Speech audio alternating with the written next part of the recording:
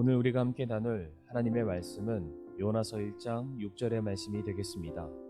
그러므로 선장이 그에게 가서 그에게 이르되 오 잠자는 자여 어찌 된 일이냐 일어나 내 하나님을 부르라 혹시 하나님이 우리를 생각하시면 우리가 망하지 아니하리라 하니라. 본문의 요나는 니느웨가 아닌 다시스를 향해 나아가고 있었습니다. 요나의 이 행보는 결코 하나님께서 원하시는 것이 아닙니다. 니느웨로 향하여 그 성읍 안에 살고 있는 백성들의 죄를 경고하라는 그런 막중한 임무를 받았음에도 불구하고 요나는 지금 도망치듯이 다시스를 향해 나아가고 있었던 것입니다. 바로 그때 하나님께서는 요나가 있었던 그 바다에 커다란 폭풍을 일으키셨습니다. 일반적인 폭풍으로도 엄청난 위협과 생사를 오고 가는 것이 대부분인데 더욱이 이 폭풍을 주도하고 일으키신 장보님이 하나님이시라면 어떠하겠습니까? 그 폭풍의 위력이 얼마나 대단했던지 배 위에 있던 선원들이 두려워 떨었습니다. 단연간 뱃사람으로서 경험이 풍부했던 그들마저도 이 상황을 도저히 예측하고 분별할 수 없었기에 우리가 죽을 수도 있다는 공포에 휩싸이게 된 것입니다. 그래서 배 위의 선원들은 어떻게 해서든 이 폭풍을 헤쳐나가기 위해서 각자 자신들이 믿는 신에게 기도를 하기도 했고 또한 배가 전복되지 않도록 중요하다고 여겨지는 것들을 제외하고 모든 물품들을 바다에 버리기까지 했습니다. 그와 같은 상황 속에서 배의 선장이 누구를 발견하게 됩니까? 5절 말씀에 배전에서 깊은 잠에 빠져있는 요나를 발견하게 됩니다. 절체절명의 위기 속에서 생사가 오고 가는 상황 속에서 어떻게든 살아보기 위해서 사력을 다하고 있었던 선장이 이 동일한 위기 상황 속에서 아무런 관심도 미동도 보이지 않고 있었던 요나를 향해서 다음과 같이 외쳤던 것입니다. 오늘 본문 6절 말씀을 다시 한번 읽게 되면 오 잠자는 자여 어찌 된 일이냐 일어나 내 하나님을 부르라 혹시 하나님이 우리를 생각하시면 우리가 망하지 아니하리라. 어떻게 당신은 이와 같은 상황 속에서 잠이 옵니까? 얼른 일어나 당신의 하나님께 기도하시길 바랍니다. 지금 당신이 해야 할 그 일을 해 주시길 바랍니다. 그렇게 한다면 혹시 당신의 기도를 들으시고 우리를 불쌍히 여겨서 구해 주실지 누가 알겠습니까? 그러니 지금 당신은 일어나 당신의 하나님께 도움을 구하여 주십시오라고 소리를 질렀던 것입니다. 지금 요나의 모습이 어떠합니까?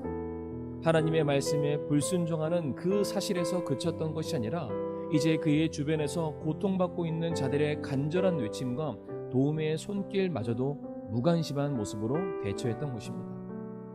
혹시 지금 성도님들 주변의 가족들이 사랑하는 사람들이 그들이 맞이한 맹렬한 폭풍과 고난의 상황 속에서 그들은 어떻게든 살아보겠다고 아둥바둥하며 안간힘을 쓰며 간절히 하늘을 향해 간구하며 목소리 높여 부르짖고 있는 바로 그와 같은 상황 속에서 성도님들께서는 혹시나 무관심하게 그것을 지켜만 보고 계시지는 않습니까?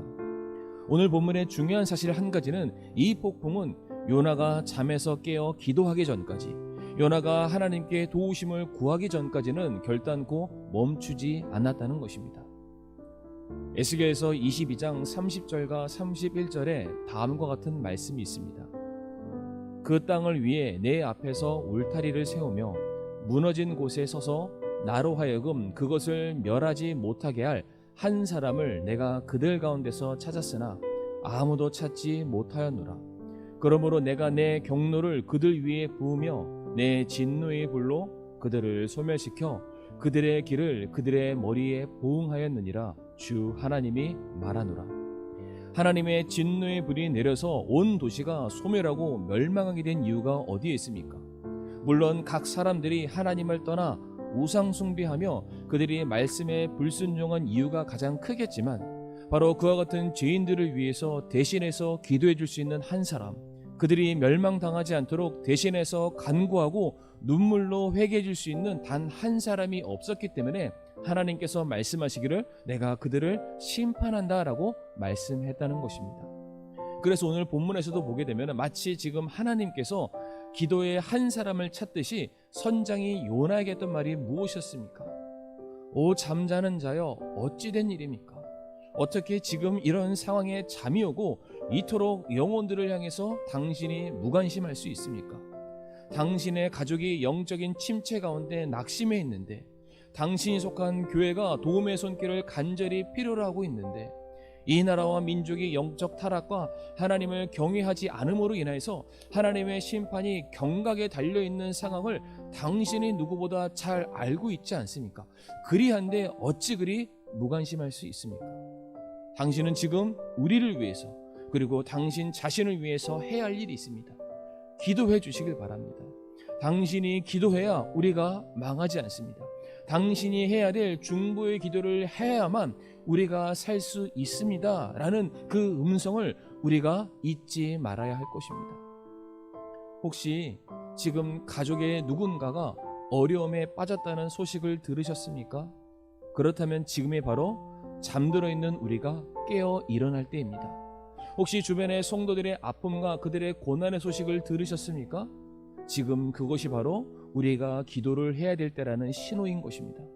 바로 그때 우리가 해야 할 일이 무엇이겠습니까?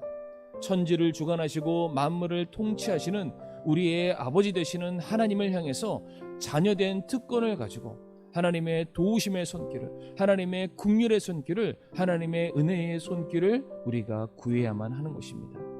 그래서 이 시간 누가복음 22장 46절에 예수님께서 그의 제자들에게 하셨던 간절한 외침으로 오늘의 말씀을 마무리하길 원합니다. 그들에게 이르시되 너희가 어찌하여 자느냐? 너희가 시험에 빠지지 않게 일어나 기도하라 하시니라. 아멘.